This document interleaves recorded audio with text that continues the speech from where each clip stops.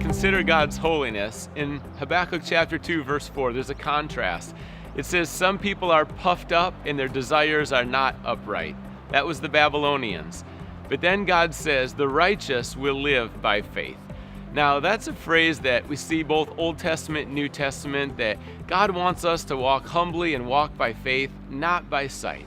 So even though you've heard that phrase before, I'm going to ask you today, what do you think it means? Would you take a minute right now to write down what you think it means to live by faith? And what is God asking us to do? How does that relate to His Word, to our decisions, to His character?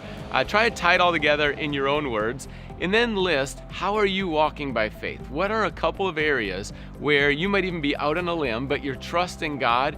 And as you're doing that, how is God providing? How is He growing you?